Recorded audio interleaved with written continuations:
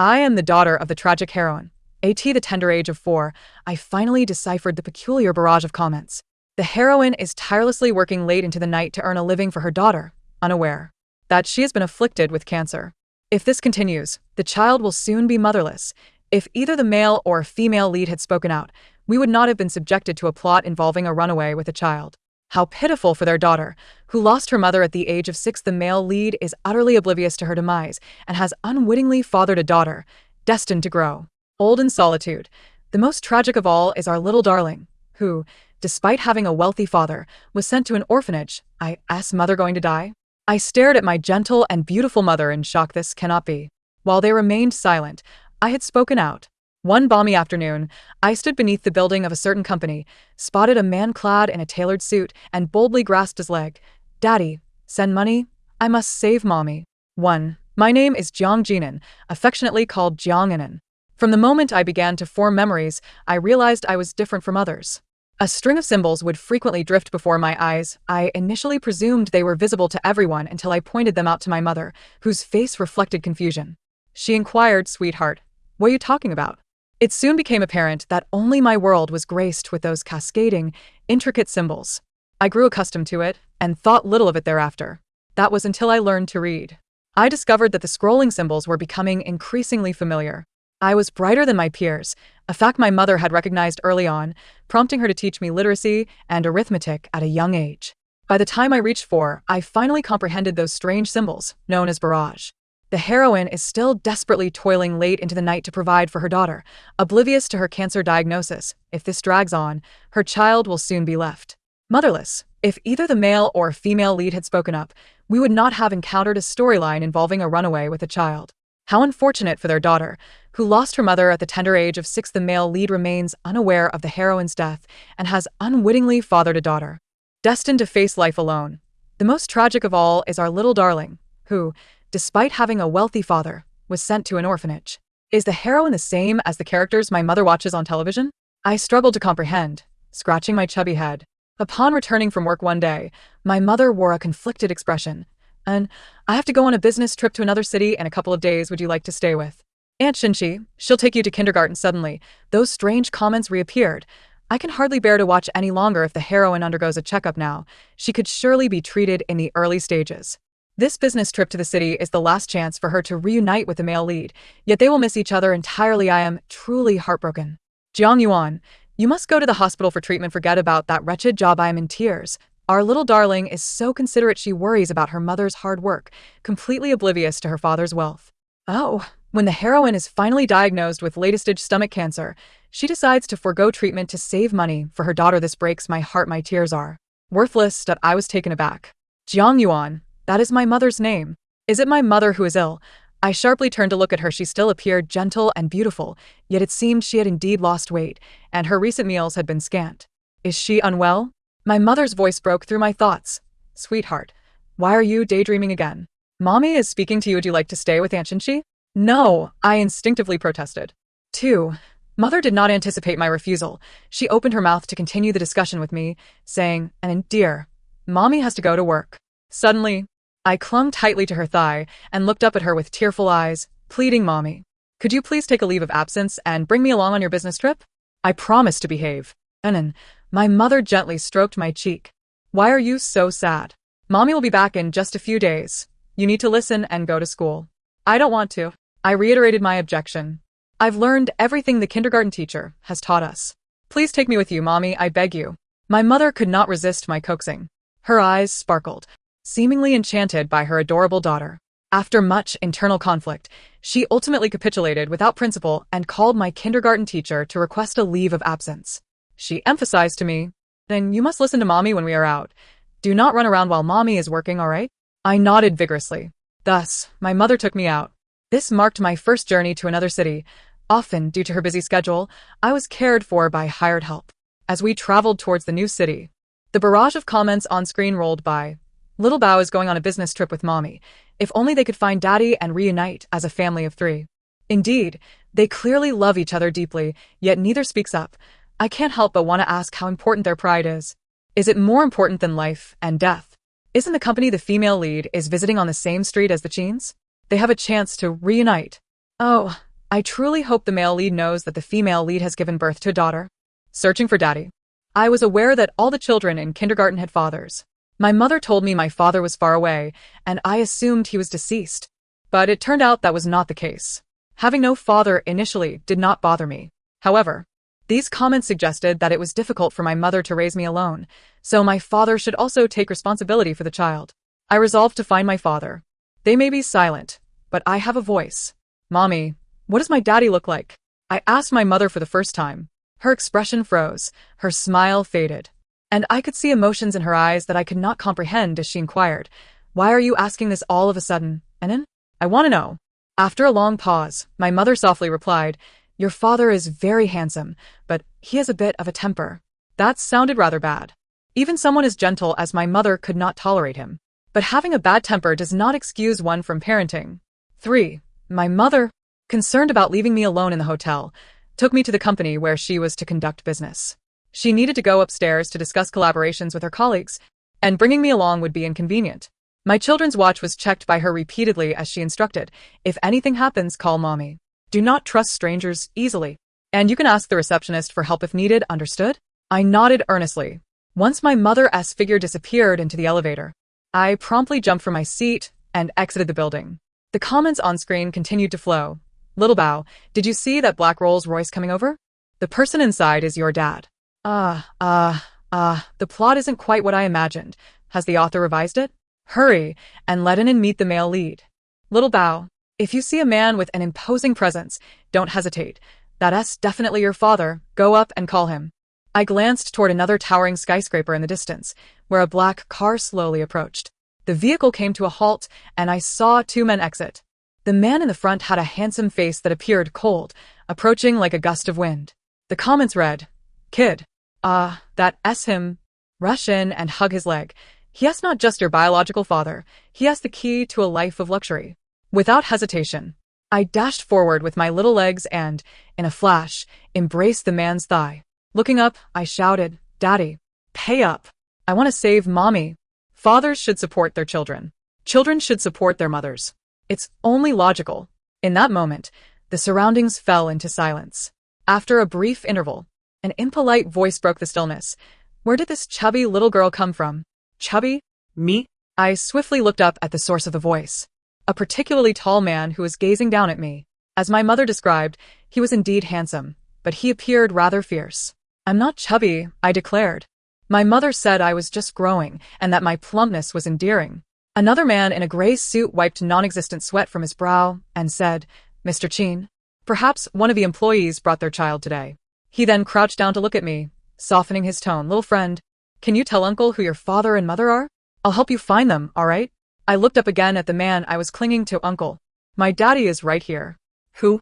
The man appeared stunned, hesitating as he pointed at the man I was hugging, asking, "Is it our Mr. Cheen?" I nodded emphatically. The other man fell silent and stood up, stammering to his boss, "Mr. Cheen, you see this." The man referred to as Mr. Cheen looked down at me, scoffing, "Chubby girl, didn't your family teach you that you can eat whatever you want, but you shouldn't say whatever comes to mind? How come I didn't know I had such a large daughter? Then I'll tell you now, so you'll know." I replied, "I'm not. But you are my daddy." "Who said that?" He crouched down to meet my gaze. "Do you know my name to just call me Dad?"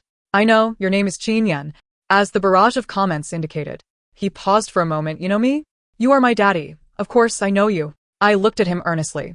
He stared at me for a long while before chuckling. "Chubby girl, who sent you here to cause trouble?" "I'm not chubby. You can call me Enon." "All right, Enon. Uncle truly doesn't have time to play around with you. Please go with that uncle to contact your parents, all right?" "No. Do you want to abandon your daughter?" I questioned him. "Mommy said you are not that kind of person. Did you deceive her?" Several uncles and aunts stood nearby, presumably my father's employees, their expressions revealing their amusement at the spectacle. He seemed genuinely amused. "All right, tell me who your mother is. I want to see with whom I fathered such a big daughter." "My mother is Jiang Yuan," I stated. For the air fell silent once more. "You say your mother is Jiang Yuan?" After a pause, the man asked slowly. I nodded, yes. His gaze meticulously scrutinized my face, as if trying to discern another person's shadow within it. The next moment, before anyone else could react, he scooped me up and strode forward. Behind us, another uncle called out in confusion, "Mr. Cheen? Mr. Cheen?" I was carried into the elevator, clutching the neck of this man who was supposedly my father. He didn't seem to know how to hold a child properly, so I had to adjust my position in his arms. "What are you squirming for?" he inquired. "Daddy, it's uncomfortable when you hold me like this." He fell silent, allowing me to find a suitable position. "All right." This man named Qin Yen stared at me before asking, "How old are you?" "Daddy, I am 4 years old this year." He fell silent again, and after a moment, asked, "Are other 4-year-old children as heavy as you?" I felt a twinge of irritation and replied, "My mother doesn't think I'm heavy when she carries me." "I don't think you should be complaining about not being able to hold a child." Another gentleman who had entered the elevator remained as mute as a statue, though his eyes seemed to brim with unspoken words. When the elevator doors opened, I was cradled into an office. As we passed through, I caught several astonished glances from various uncles and aunts, and I heard someone whisper behind me, "Zhou, whose child is President Qin holding?" The uncle addressed as Zhou shook his head, remaining silent. I was set down on a sofa, exchanging glances with the man before me. He fetched paper and a pen, instructing me, "Didn't your mother say her name is Jiang Yuan? Come, write her name down." The uncle who had followed us could no longer contain himself and interjected, "President Qin, a 4-year-old might not be able to write." No sooner had he finished speaking than I took the pen and scrawled Jiang Yuan on the paper. It was a little crooked, but I would never misspell my mother's name. Father stared at the name for a long moment without speaking, but eventually, his gaze settled on my face. "Did your mother tell you I am your father?" he inquired. I shook my head. He sneered coldly. "Then how do you know I'm your father? Perhaps you are her child with another man. Otherwise, why wouldn't she bring you to find me?" A barrage of comments flooded my mind. "Stubborn man. You must be feeling quite agitated inside, huh?" Such obstinacy is no wonder he was sentenced to a life without a wife. If you're unsure, why not do a paternity test? Just have the little one give you a few strands of hair with follicles. I'm dying of laughter. The male lead is probably already planning to acknowledge you regardless of whether you're biologically related. I pondered for a moment and raised my hand to pluck some hair. 1 strand hurt, 2 strands hurt. Father grasped my hand. "What are you doing?" Tears welled from the pain as I gathered the pulled hair and placed it in his palm. "Daddy, go get a test, and you'll find out if I'm your child." He was taken aback. "Who taught you that? Your mother? Where is she?" "Mom is at work." "Do you know your mother's number? Call her and have her come pick you up." Father seemed quite insistent on seeing my mother. I shook my head again, looking at him disapprovingly. "I already told you, Mom is at work. Don't disturb her." "Is she at work or afraid to see me?" "Mom hasn't done anything wrong. Why would she be afraid to see you?" I then heard him snort coldly. This father truly had a terrible temper. Suddenly, the phone on the table lit up, and I looked over to find a photo of my mother from the past. I exclaimed in delight, "Wow, you have a picture of Mom when she was younger." She looked so youthful, dressed in what appeared to be a school uniform. Before Father could respond, I showed him the wallpaper on my children's watch. "Look, I also have a photo with Mom." The small wallpaper displayed my mother holding 2-year-old me on her lap, gazing gently at the camera. Father stared at the photo for a long time before suddenly asking, "Why do you believe I'm your father and not someone else?" "Mom looks at your picture and cries," I replied, fixing my gaze on him. This was not something I had read. It was something I had witnessed. My mother held a sorrowful figure in her heart, and during my younger years, she would weep over photographs in the middle of the night. "President Qin," the uncle beside him reminded, "it's almost time for the meeting." He stood up, gazing down at me for a moment before turning and instructing, "Have Secretary Sue come over to look after her. Don't let anyone take her away before the meeting concludes." Thus, the vast office was left with just me and a beautiful young lady. She brought over an array of snacks, smiling brightly at me. "Sweetheart, shall we play together?" "Sure." Secretary Sue patted my cheek, perhaps finding it pleasant to the touch, and then asked curiously, "Little one, what is your relationship with President Qin?" "He is my father." The hand on my face froze abruptly as she cupped my cheeks, her tone laced with resentment and jealousy towards the affluent. "Him? He fathered such an adorable daughter?" It was evident that Secretary Sue endured much torment from her employer. My mother's work was taking longer than expected, and when boredom struck, I messaged her through my children's watch, so she wouldn't worry about me. About an hour later, a stern-faced father returned to the office. Upon seeing him, Secretary Sue stood up. "President Qin." I still had a mouthful of chips and mumbled, "Daddy." Father turned to Secretary Sue. "You may leave." "Of course." As the office door closed, he approached me and sat down. "Has your mother not contacted you?" Surely she hasn't he abandoned you and deliberately left you with me? I placed my hands on my hips and glared at him. Qin Yan, don't you dare speak of my mother that way. You're so disrespectful. Just a moment ago, you were calling me daddy, he said, reaching out to wipe chip crumbs from my mouth. Mom loves you. You are my father. If Mom loves someone else, that person can also be my father, I stated confidently. Mama's boy, he scoffed. A daughter cherished by her mother? I nodded defiantly. That's right, I am a mama-esque girl. As dinner time approached, I patted my stomach and tugged on his sleeve. Daddy, I'm hungry. Didn't you just eat a bunch of snacks? Are you hungry already? He poked my stomach, seemingly verifying my claim. Snacks are snacks. Meals are meals, I asserted earnestly. Such a clever little one, Father remarked, dialing a number on his phone to order food. This was our first meal together. He, for some reason, kept his gaze fixed on my face, initially attempting to feed me. But I was a big kid now. Big kids could eat by themselves. After the meal, my mother still hadn't arrived. She must have encountered some challenging work. I began to feel sleepy, having missed the messages Mom sent, and fell asleep leaning against Father.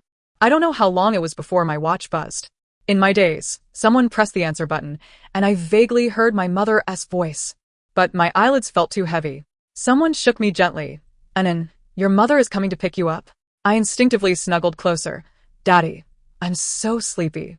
The voice ceased, and then I felt myself being lifted, cradled in a broad embrace. When I awoke again, I heard raised voices. I opened my eyes from the sofa, rubbed them, and saw my mother standing nearby.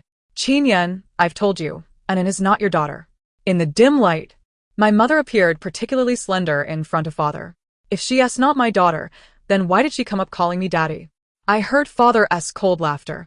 She claims to be 4. If she is not my child, then you cheated on me, Jiang Yuan. Why don't you tell me who the other man is? Is it meaningful to say this now? Mother's tone bore fatigue. It's all in the past, Qin Yan. She is not your child. And I want to take my daughter home now. Do you think it's that simple? I took her for a paternity test this afternoon. When the results come out, we'll see who's lying. The words caused a tremor in my mother. She moved her lips but remained silent. Mom, I called out to her. And then my mother's attention finally fell upon me as she came over to embrace me, her eyes glistening with tears. You scared me to death. I pressed my face against hers and whispered, I'm sorry, Mom. She kissed my cheek in return, saying, no, I'm the one who should apologize. It's my work that distracted me from looking after you. At that moment, an inappropriate voice interjected, oh, so you two have such a deep mother-daughter bond? What do I count as, the villain? I glanced over to see my father's handsome face darkened with displeasure. I asked my mother, Mom, how could you ever have liked someone so fierce? Silence enveloped the room, and I blinked at them. And then, let's go home, my mother declared, saying nothing more as she scooped me up and prepared to leave. Just then, my father reached out, his tone still icy. Let me hold you. I can't fathom how you've lived these past few years. You've grown so sturdy while your mother looks like a wisp. Aren't you afraid of straining your back carrying her? Dad, I'm not fat, I emphasized. He weighed me in his arms and scoffed. All that good food at home must have gone straight to you, huh? I decided to cease any further conversation with him. My mother followed silently, her expression complex as she watched me and my father. In the elevator, he finally broke the silence, asking, Jiang Yuan, you were the one who quietly proposed the breakup and left for a faraway place. Why? My mother lowered her head, remaining silent. If you truly didn't care about me, why would you bear my child? Before my eyes, the rolling comments reappeared. The male lead finally asked a question. Female lead, for my sake, please respond. I have a friend who says if you two don't clear up this misunderstanding, she will die with regrets. Because your mom gave her $5 million to leave you, damn it. If the female lead had taken that $5 million, I wouldn't be this furious. And don't you remember your legendary fiancé, from 5 years ago? It's been 5 years. The female lead probably thinks the male lead is married now. You better explain yourself. I blinked. Dad, are you married? Suddenly lifted into the air, I found myself at eye level with him. His expression was calm. Who taught you to spread such rumors about your father? Dad, is it because you're unlikable that you aren't married? I tilted my head to look at him. My mom has many suitors. Is that so? He seemed to glance at my mother, with so many pursuing her. Why isn't she married? That's different. I corrected him. My mom just doesn't like anyone. You're simply unlikable. All right, and enough of that, my mother interjected, placing her hand over my mouth. My mother declined my father's offer to take us home. Once we returned to the hotel, she sat me on a chair and, after what seemed an eternity of contemplation, finally asked, and then, "How did you know that was your father?" Since realizing that no one else could see the floating comments, I had gradually stopped mentioning them to others, fearing it would worry my mother. I flashed her a sweet smile. "Mom, you have a picture of Dad in your wallet. Do you want your father?" My mother inquired. I shook my head, then nodded after a moment. "What does that mean?" "I want you, Mom," I whispered. "But you like Dad, and he likes you too." My mother fell silent, and after a pause, she said, "And in adult relationships are not so simple. You're still young. Don't concern yourself with your father and me. But Mom, if you like someone, you should be together, and if you don't, you should part ways, right? I like some friends and play with them. If I dislike others, I ignore them." The comments rolled in. "Ah, smart little darling. Truly my spokesperson. Your parents' love depends on you, little darling. Right, you're both in your 30s, still being stubborn?" My mother's work was demanding, and she didn't take me out anymore. I spent my time watching cartoons or studying on my tablet in the hotel, until there came a knock at the door. My mother had told me not to open it for strangers. "Who is it?" I asked tentatively. "It's me," came my father's voice. I stood on my suitcase to open the door, revealing my father standing outside, his gaze sweeping the room before he stepped inside. "Where's your mother?" "Mom went to work." My father frowned slightly as he bent down to pick me up and set me aside. Then he lifted the suitcase before entering fully. "Dad, "How did you know my mother and I were staying here?" Little children should not be too curious about adult matters. "Dad, are you looking for Mom? Am I looking for your mother, or am I looking for you?" he replied. My father settled onto a small sofa in the room, and I sat beside him. The cartoon continued playing, and he glanced at it before commenting, "Childish." I shot him a glare. "You, being an adult, can be childish. I'm a child. Why can't I?"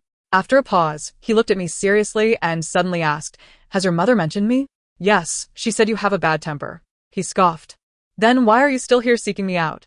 "Because Mom is sick, and I can't take care of her or myself," I said, gazing at him earnestly. "I don't have money, but you're my father, so you must support me. I can use your money to help Mom." "Your mother is sick?" My father frowned. "What's wrong with her?" I shook my head. "I don't know, but Mom has been losing weight, and she doesn't eat much." Upon hearing this, my father grew restless, pulling out his phone and dialing someone, though I couldn't understand whom. When my mother returned from work, she was startled to see us playing games. "Qin, what are you doing here?" Mom. I ran over to hug her leg. My father remained silent, his brow furrowed as he stared at my mother. He came over and scooped me up, lifting me off the ground, and then wrapped his arms around my mother to leave. "Qin, let go of me." My mother struggled. "Where are you taking me?" My father clicked his tongue. Still the same, trying to resist is tougher than controlling a pig. Soon after, he released her and turned to me, saying, "Your mother is being uncooperative. So I can only use you, my little piglet, as leverage." I protested, "I'm a little piglet and you're a pig too." He chuckled lightly. Indeed. Once my mother was released and saw me still in my father's arms, she immediately followed us, getting into the car with him. "Qin, give my daughter back." My mother's eyes were red with anger. I quickly dove back into her embrace, wiping her face and drying her tears. "Mom, don't cry. Ask Dad to take us to the hospital." "What do we need to go to the hospital for?" My mother's gaze fell on me, tinged with urgency. "Baby, are you feeling unwell?" "Mom, we're going to get you checked," I replied. "You haven't been feeling well lately. We need to do a checkup." My mother hesitated. "Baby, I'm fine. I'm just a bit tired from work." I knew my mother always acted this way. She would fret over even the slightest of my ailments, yet neglect her own health. "Mom, please, let us go to the hospital for an examination, okay?" I looked at her with pleading eyes. My mother can only rely on me, yet she holds me close, still refusing to speak to my father. In the next moment, a hand reaches out to pinch my cheek, and my father's dissatisfied voice resounds. "You've made me the villain while you play the good guy. Haven to you?" My mother swats his hand away, continuing to ignore him. My father, gazing at the back of his hand that had been struck, falls silent. Upon arriving at the hospital, my father stays close, assertively arranging for my mother to undergo a comprehensive examination. During the wait for the results, neither of them utters a word. My father receives 2 phone calls but does not leave. He remains nearby, his gaze occasionally drifting towards me and my mother. This is a private hospital, and at this hour, it is sparsely populated. Throughout the anxious wait, I cling to my mother's clothing, my heart heavy with concern. She gently strokes my head and reassures me, "Sweetheart, I will be just fine." But that is not the case. When the results come back, the doctor informs us that my mother has early-stage gastric cancer.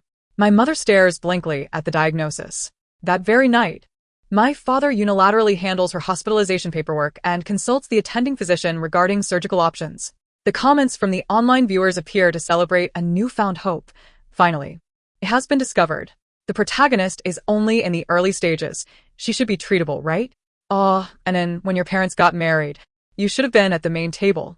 I'm crying. The adorable little treasure finally doesn't have to be a motherless child anymore. Dad has recognized her. And the life of a rich second generation is about to begin. How wonderful. Little treasure, you are such a clever darling. Regardless of how crucial your work may be, it pales in comparison to your health. Take a leave of absence or resign. The choice is yours. My father states firmly at my mother's bedside. "Anin will stay with me." "Chinyan, what gives you the right to compete for our daughter?" My mother's tone sharpens when it comes to matters concerning me. "She is my child, and I've raised her with great effort. What gives you the right?" This marks the first time my father, after reuniting with her, raises his voice. "Jiang Yuan, can you not be so oblivious? If you do not cooperate with the treatment and continue to dawdle, do you truly wish for her to grow up without a mother? Will there even be a chance for you to compete with me then?" "Dad." "Mom, please don't fight," I whisper softly. Upon meeting my gaze, both fall silent. After a long pause, I see my father crouch down in front of my mother, resting his head against her knee, quietly saying, "Jiang Yuan, let us focus on your treatment first. Everything else can wait." I stand several steps behind him, only able to see his bowed figure, his voice muffled, leaving me uncertain if he has shed tears. I yearn to stay in the hospital with my mother, but am denied, and my tears prove futile. My father takes me back to the hotel, packing up both my and my mother's belongings. I move into his home, a cold and lonely large house. He shows me around the entire residence and then asks, "Which room would you like to sleep in?" "I will sleep in the room where Mom sleeps." My father pauses momentarily at my words, then replies, "You are a big girl now. You cannot always sleep with your mother." I select one of the rooms, and my father begins to make the bed. He says, "A caregiver will come over shortly to look after you. Be good, and here's a children's watch to save my number. Call me if you need anything." "And where are you going?" "I'm going to the hospital." My eyes brighten. "I want to go too." "That's not possible. Little children need to sleep to grow tall." No matter what I say, he remains unyielding. When Anshin arrives to take care of me, carrying things prepared for my mother, she leaves the house. I despise my father. Anshin bathes me, and after my bath, I lie in bed and call my mother. As soon as the call connects, she answers promptly. "Anin?" "Mom." Hearing her voice makes my nose tingle with emotion. "I miss you so much." "Sweetheart, are you at your father's house?" My mother asks gently. "Why do you sound so forlorn? Did your father scold you?" "No, I just miss you." I sniffle. My mother falls silent for a long while before saying, "Sweetheart, listen to your father. Once I recover, I will come to get you." "How long will it take to get better, Mom?" "I don't know, dear." "Mom, I want to go to the hospital to be with you." "But Dad won't let me." I ramble anxiously. Suddenly, another voice cuts into the conversation. "Are you speaking ill of me?" I truly cannot stand my father. He says, "Jiang Jin, and your mother needs to rest now. You should be going to sleep too." And with that, he hangs up the phone. I loathe my father. Aunt Chen tries to soothe me to sleep. "And then, would you like Annie to stay with you while you sleep?" I shake my head. "Annie, I can sleep by myself." "All right then, remember to call me if you need anything." I settle into my father's home, and he returns the next afternoon to sit down and have a meal with me. "Where is Mom?" "Mom is in the hospital. The doctors are discussing her treatment plan, and she cannot be discharged for the time being." He pauses when he notices the tears welling in my eyes, quickly changing the subject. "Be good and stay at home. I'll take you to see her when I finish work." "Okay, Dad." I shovel food into my mouth and hear him say, "I'm not sure what you like to eat. You can tell Aunt Chen, and she will make it for you." After the meal, my father wipes my mouth with a napkin, staring at me for a while, then oddly lifts me up to weigh me. "What are you doing, Dad?" "Nothing." I just find it hard to believe that I suddenly have a daughter. It feels like a dream. I can hardly comprehend his mumbling. "Dad, can you take me to the company and go straight to see Mom after work?" "That's not possible," he declines. "Fine then." As children, we often have no say in such matters. During my mother's treatment, opportunities to visit her are few and far between. I resent my father for not allowing me to visit the hospital frequently, leading to arguments between us. Qin Yan, take me to see Mom. Enough of this nonsense. He glances at me with raised eyebrows. Your mother has no energy to deal with you right now. Don't go causing her trouble. I want Mom. I just want to check on her, and then come home. I want to be a nuisance. I plead with hopeful eyes. No. His refusal is resolute. Frustrated, I stand on a chair, hands on my hips, and glare at him. Why are you like this? No wonder Mom doesn't want you. His expression darkens at my words. He scoffs, rising to confront me. You remember your mother abandoning me, don't you? I haven't even settled that score with her. And you, a mere child, dare to mock your father? It's her lack of morals that's her business.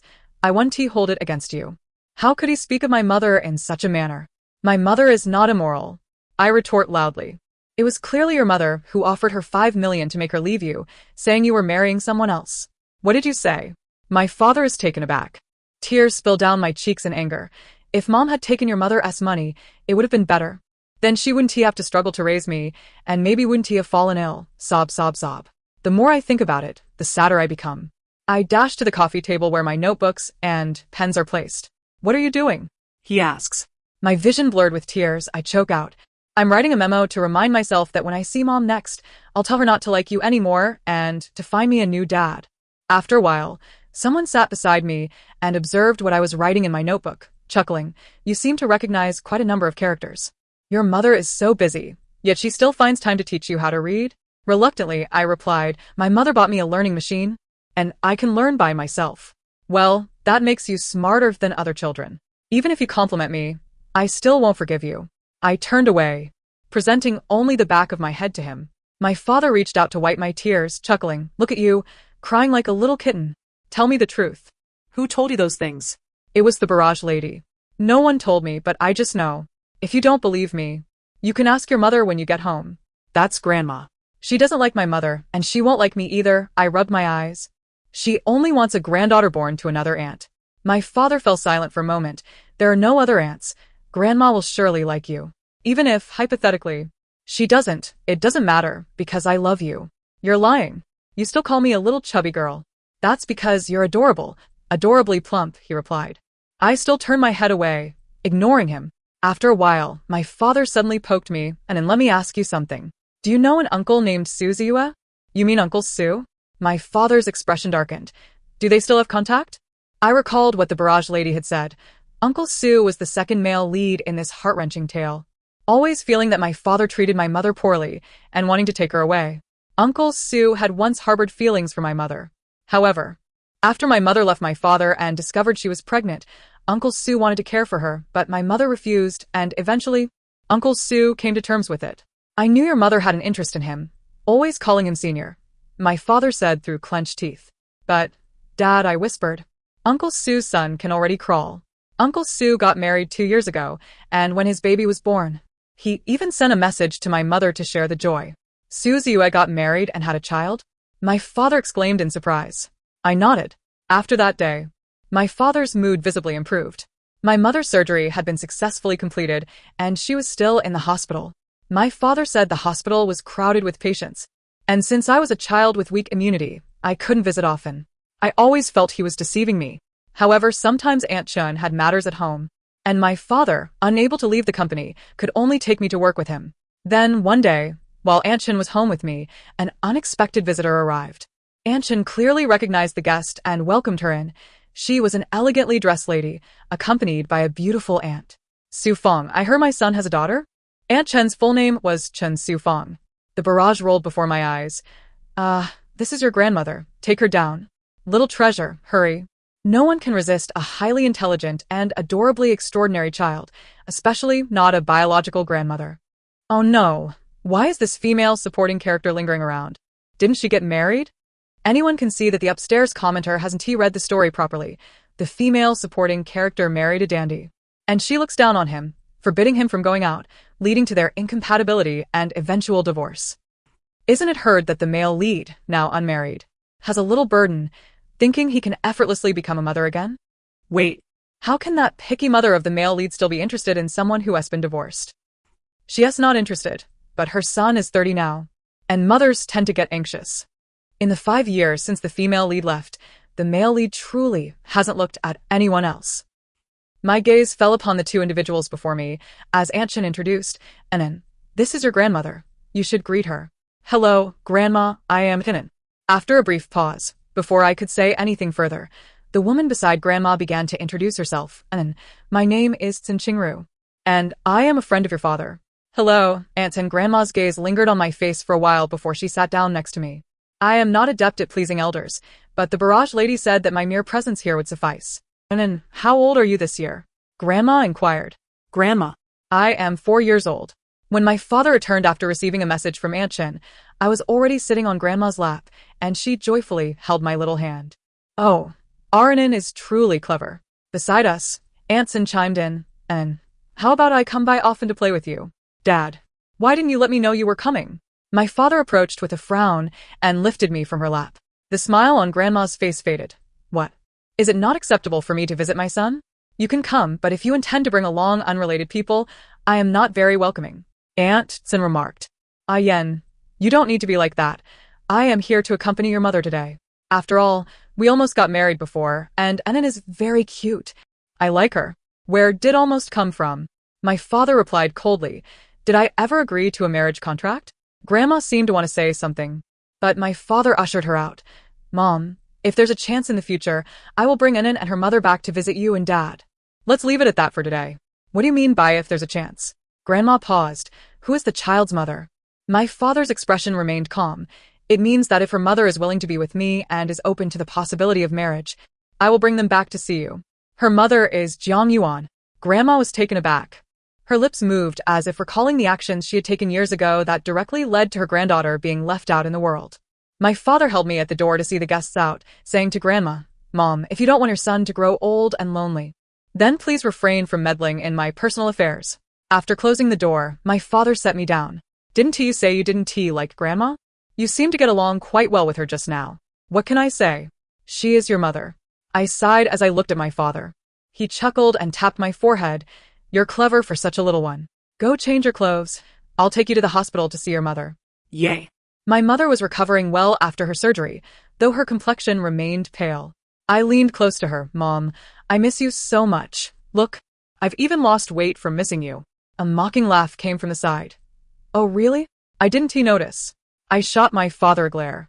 My mother said she would be discharged in a few days and asked me to be good. After our visit, my father had Aunt Shin take me home while he stayed behind to continue caring for my mother. As we reached the door, I could hear my parents' voices from inside. Qin Yen, let me do it myself. I can wipe myself. What can you do? Have I not seen you in all states? Haven't I been taking care of you all this time? Are you now saying I'm in the way? You should send the nurse in. I gave her the night off. I'll stay here with you. The barrage before my eyes was rolling again, this time filled with the barrage lady's excited screams. The most frequently repeated phrase was, I'm shipping this, which I did not comprehend. On the day my mother was discharged, I happily wore new clothes to welcome her. The new clothes were bought by my father, who had purchased many. I wanted to look beautiful to greet my mother home. My father brought my mother back home, and, with evident displeasure, prepared another room for her. I said I could sleep with my mother, but he was not pleased. He placed several posters in front of me. Come. Family meeting. Jiang is changing kindergartens, choose one. My father insisted that my mother should not return to her job, which involved frequent overtime, as her health had not yet fully recovered. Thus, I had to change kindergartens as well. You and Mom can decide, I said. As a child could hardly ponder such matters. I have once again secured the privilege of sleeping beside my mother, for she has consented. Mother, I whispered, embracing her arm. Have you and Father reconciled? No. But I saw Father kiss you earlier. My dear, you must have misinterpreted. Do you still have feelings for Father? My mother remained silent for a long while, pinching my cheek. That is not a concern for you, now go to sleep. The world of adults is intricate and entangled. Father insisted that Mother should take good care of herself after her illness, paying meticulous attention to her diet, even hiring a nutritionist to help her gain a bit of weight.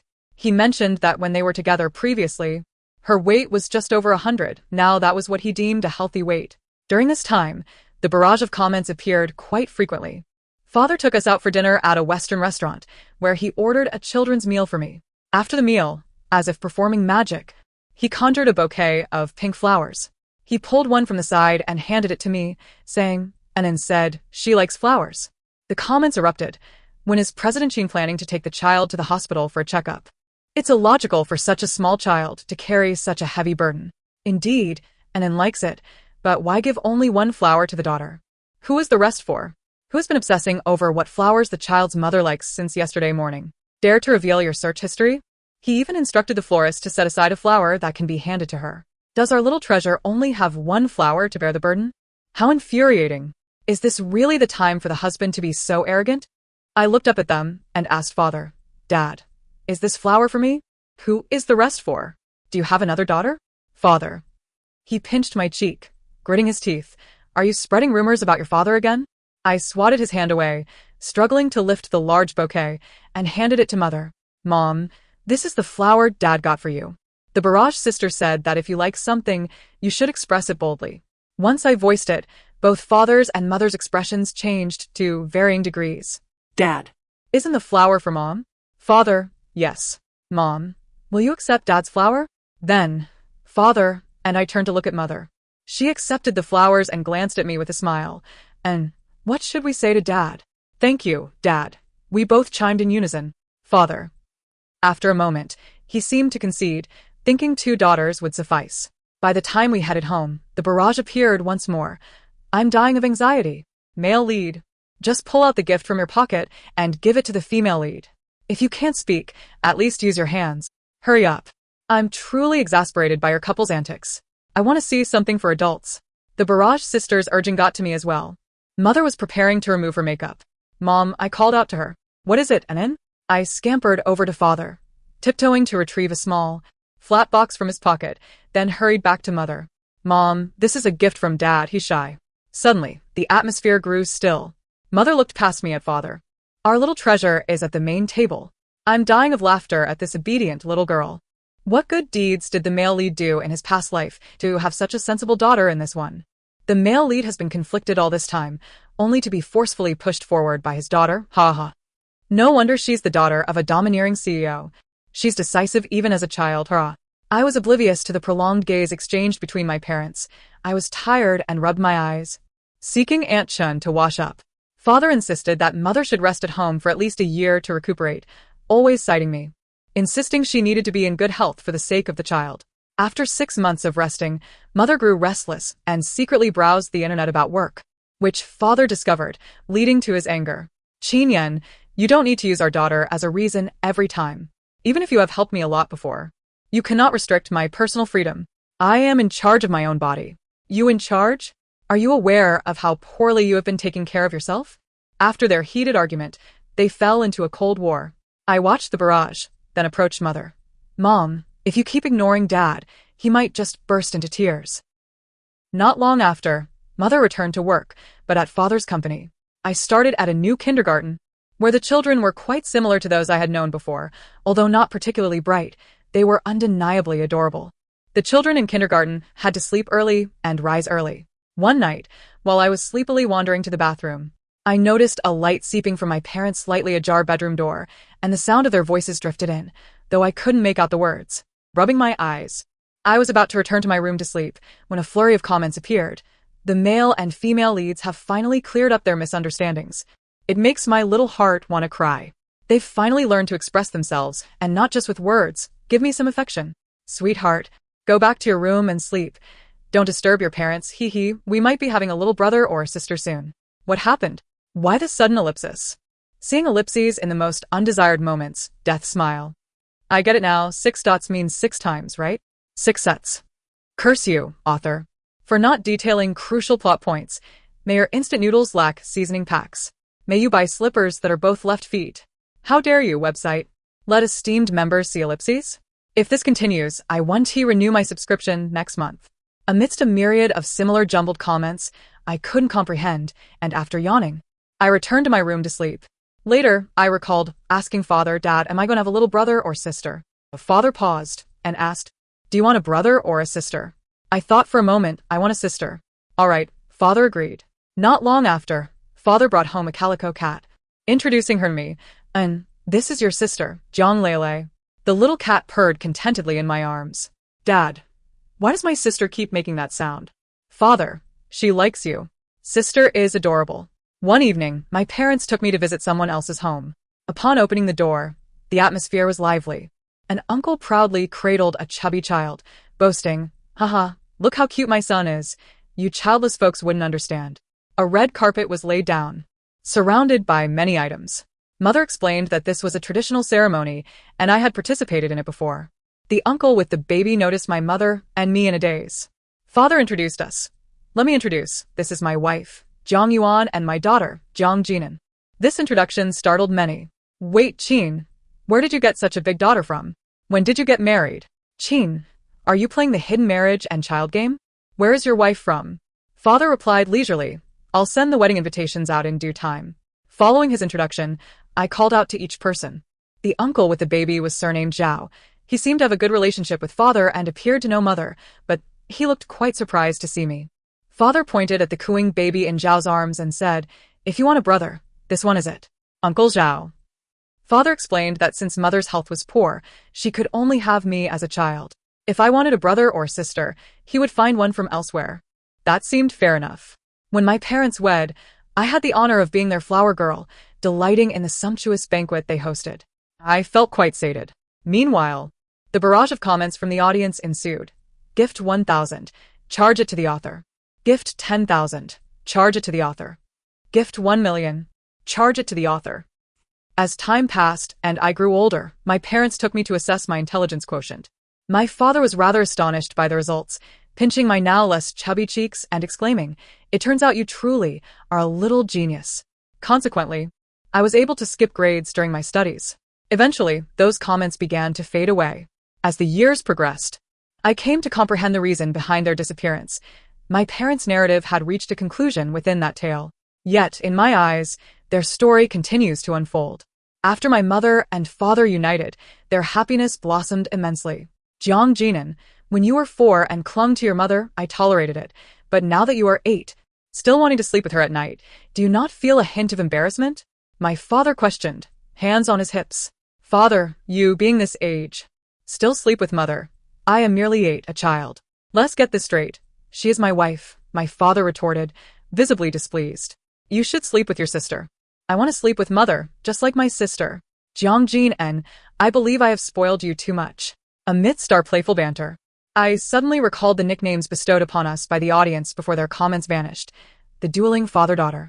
Perhaps it was not far from the truth. The end.